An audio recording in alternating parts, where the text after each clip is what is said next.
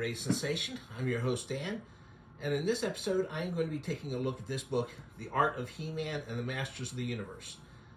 Now, quite frankly, Dark Horse has put out a lot of books that seem to have this same title. So, take a look at this cover here so you can remember which one I'm talking about in case you decide to order it.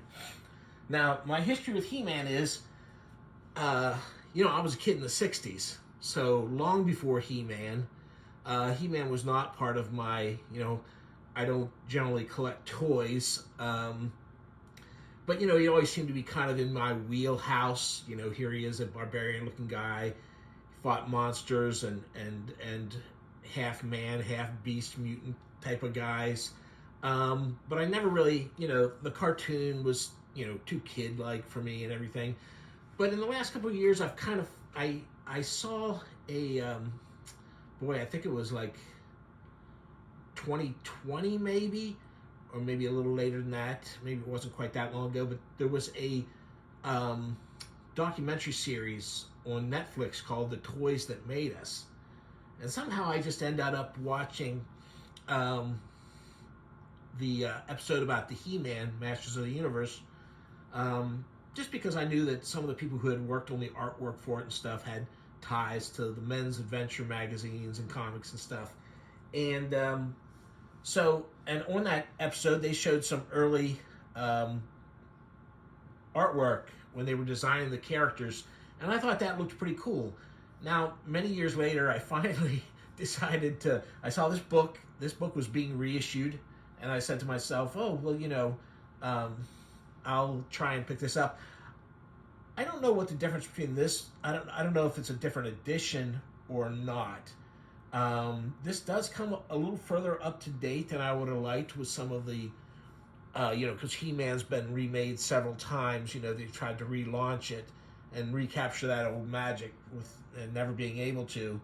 But I remember when my own kids were small, going to the Goodwill to find cheap toys for them, and seeing like so many He-Man toys in those little bags, and I never bought them.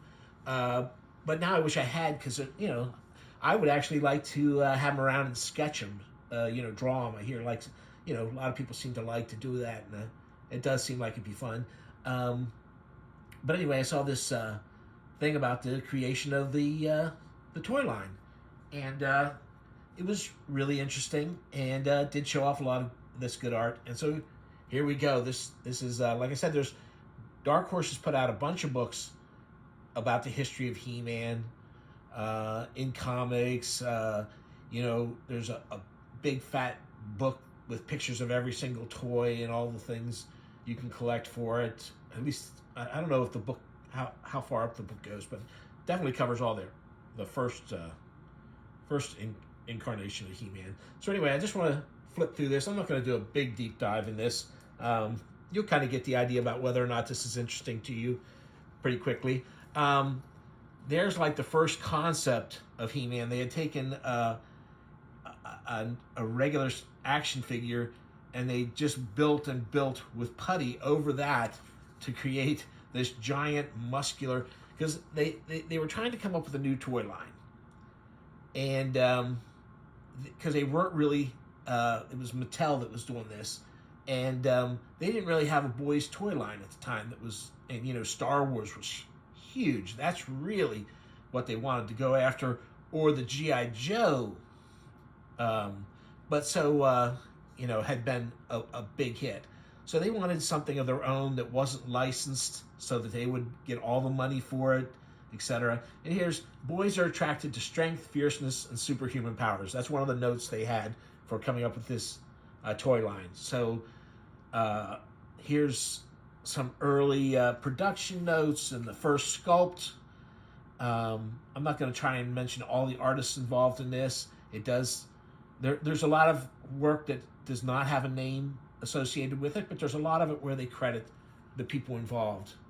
And you can see how close this is to Conan the Barbarian comics and stuff. And the Arnold Schwarzenegger movie had already come out by this time too. There's an early version. That goofy looking helmet there. is pretty funny. I do like the rest of it though. There he is fighting a giant iguana, it looks like. And here's the thing. When asked how these concepts could be improved, boys wanted more monsters, more shooting, guns, etc., blood and guts, gruesomeness, etc. That is exactly what I would have wanted as a kid. You know, boy, that's really fun. I'm not sure what monster this is supposed to be or if this character. I am not familiar with the cartoons. I'm not familiar with the toys in any kind of way. So, like I said, I was just interested in this because I had seen that pre-production art, and I thought it looked really cool. So here we go. Here's I thought this was a funny picture. Prince Adam originally was going to be a separate character. He didn't turn into He-Man. He was a separate character. And look at this flamboyant hat they gave him. Kind of glad they dropped that whole thing. But, you know, someone was pointing out that probably Prince Adam should not have been a giant muscular guy. He should have been a kind of more average looking guy who then gets all those giant muscles. But whatever. And there's the Battle Cat, and the reason he was riding around on the Battle Cat was just because they had run out of money to sculpt new figures, but they realized they didn't have enough for vehicles. You know, you have to have vehicle kind of things, and they were like going like, oh well, you know, he can ride on this. One of the guys came up with the idea that he would ride on this tiger. This tiger was made for a G.I. Joe height doll called Big Jim, and so this was supposed to be a regular tiger. They painted it weird and then made a saddle and a mask for it, a helmet or whatever. And it was really just a regular tiger mold that they used from this other series. And here's some more pretty cool looking things. You can see the different ways that the fish guy, boy, they were really making him look gruesome there at first. I wonder how many characters there are that have that lower jaw that's been replaced by a metal one. You know, there are other characters. Does anybody have any? There's even that comic book. I guess it was just called Iron Jaw, and I think that was from Atlas or somebody.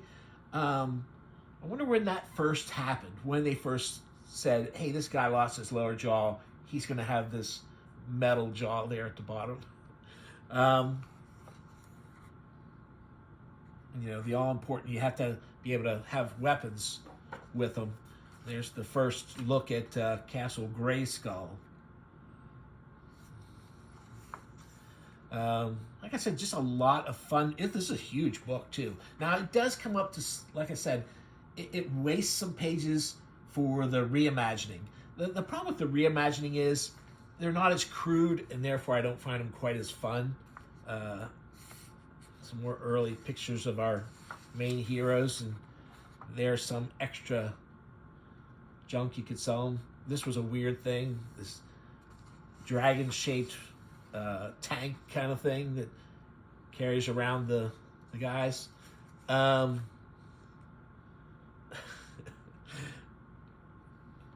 There's this, I forget what this guy's name is. His name's like Squeeze or something like that. There's a character called King Hiss, but he seems to be just a regular guy who likes to wear clothes that have scales on them or something. But this guy should have been called King Hiss, but oh well. And there's there's He-Man. This ogre thing looks really cool.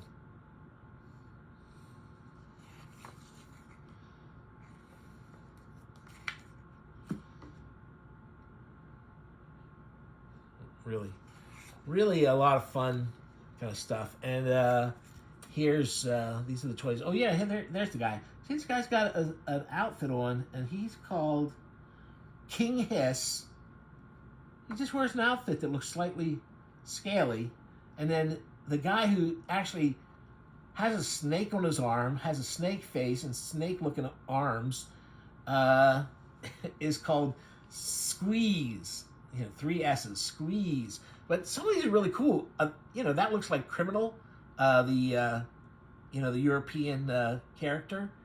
There's some really cool stuff here, and there's a ninja. A lot of reptile guys, which I always, when I was a kid, reptile guys were I loved those. So anyway, a lot of cool things, a lot of cool characters there. That's a lot of great art. Like I say, there's just tons of great artwork, and you know, they hired at various points a lot of artists from from comics and magazine, you know, all these different illustrators to come and do work for them, design work, and you know, the mini comics that were with them were packaged with the toys. As a matter of fact, Dark Horse has put out a book that reprints every mini comic from all the different toys. It's really thick too, really cool looking. Oh, I highlighted this page. This is some artwork by Dave Stevens of the Rocketeer fame. I don't know that you can really see his hand in that, but I thought that was kind of cool that they had, you know, he'd done a little work for him. This is cool. I would the comics that I saw though, I think Marvel put out some comics. I looked at them, but they didn't look interesting to me. They were kind of like the TV show, and so I wasn't really that interested. But you know, if they had done it more of a about Conan at least level of brutality, I would have really liked this stuff. William George, another big name illustrator, and also Rudy Obrero. I guess you say his name. I'm not sure if that's right. You know, so they're just some of the people who are doing this artwork. Here's the mini comics. Larry Houston is the guy who, you know, they say most versatile illustrator in the universe, and that's because he worked on the mini comics and then went over to work on the original 85 episodes of the cartoon show, 65, 85, something like that. There's some more of his work. So, like I say, there's some of the books that Dark Horse has put out that I flipped through, and they did not have as much of the early concept stuff that I was interested in, and but they've done a bunch of these books. Here's one that I did. Bruce Timm did one issue of the mini comics for in a toy, and here's some model sheets he did for the animated series. Oh, and here's Earl Norm is this guy did a lot of work for magazines, the Men's Sweat magazines, the Marvel like Savage Sword of Conan magazines. Great artist. You know, I usually think of his stuff as pretty gritty. You can see he makes this. I mean, this could be a Conan thing. This does not look like it's for a kid's toy line. These are great. He did a lot of this. He did work for the packaging, but these were also posters.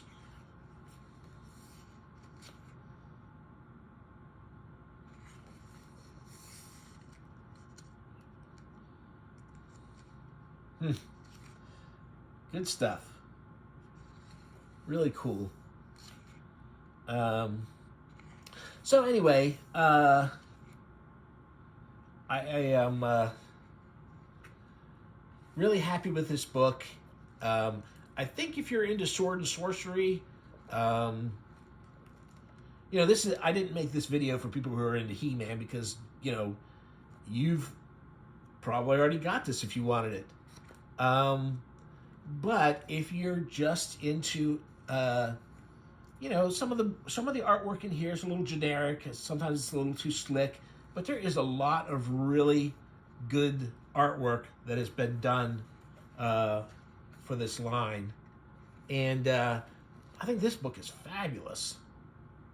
And here they cover the Dolph Lundgren movie, and I did go to see that because, to be honest, I thought, oh, Dolph Lundgren, I knew him from action films, and I thought, and sword and sorcery films were right up my alley. This is terrible.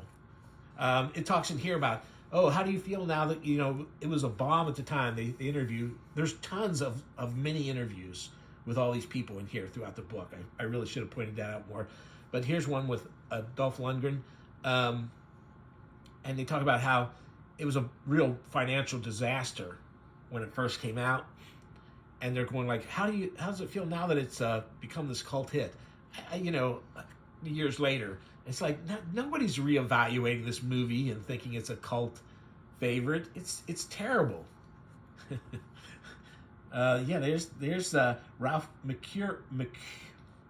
McQuarrie, of Star Wars fame. He did a lot of the pre-production on Star Wars. Here's an early look for He-Man in the movie. That's pretty. That's a bit lame, quite frankly. That is not He-Man. That's not Dolph. I do like that though. There's some funny stuff here.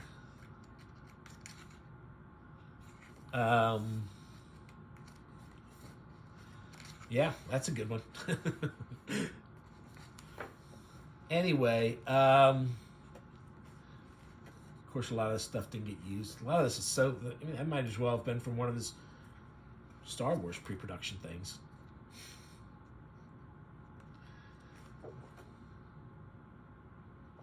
So,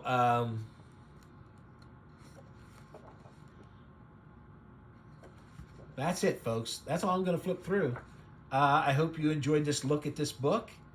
Like I said, I just got it this Christmas, so I really haven't spent as much time with it as I'm going to. See, this is one of those relaunches, and I don't like this stylized look as much as I like the other way. Looks a little more generic to me, but maybe that's probably just me. I always like it looking a little cruder.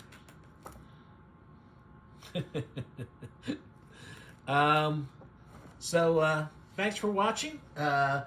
If you like this video, please like and subscribe. That's all I can say.